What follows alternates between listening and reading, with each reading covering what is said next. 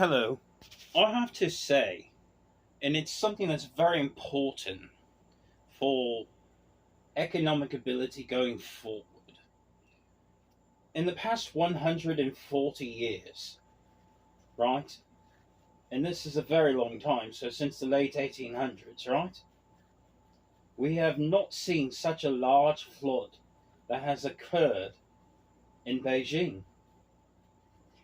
It's such a level of a disaster that there is quite literally multiple levels of destruction of property: homes, condominiums, lands, cars, businesses.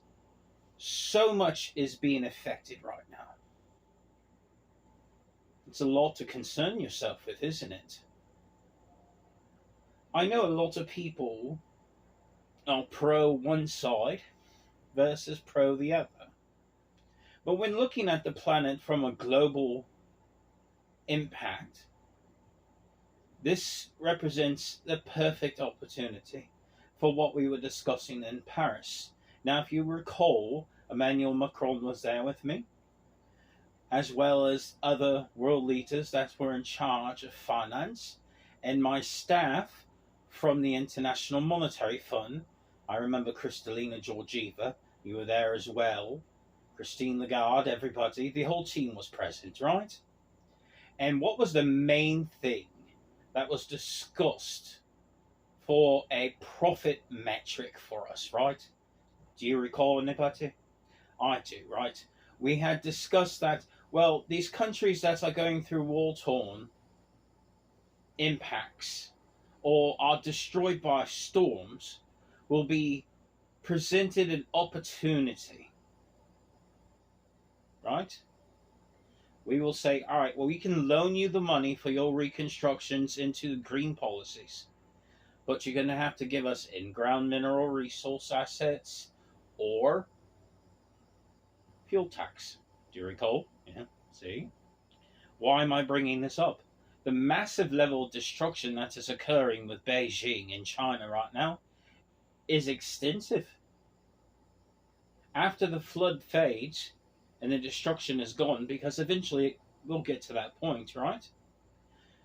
They're going to need the opportunities as well as the funding in order to rebuild and to match our global green goals, right? Because again, the loans that come out from the International Monetary Fund itself has nothing to do with pro-West, pro-East, pro-North, pro-South.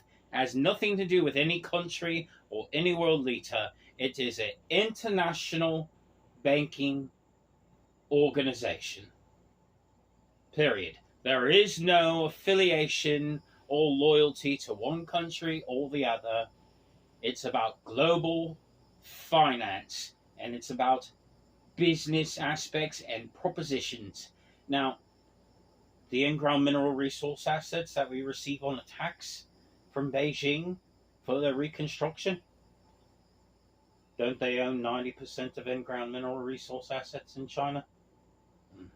And the West is always saying we need those in order to make microchips for businesses, in order to resell with our technology firms, right?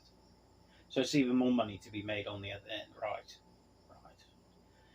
So again, this is a perfect opportunity for our individuals at the International Monetary Fund to work forward and progress to a profit metric for our new loan programs that we had discussed in Paris when we were retooling the global financial system.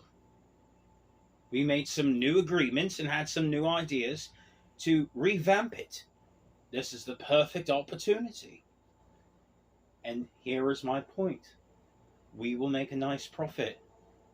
You understand? And at the end of the day, this is a business, mate. And you know what? We have to make a profit.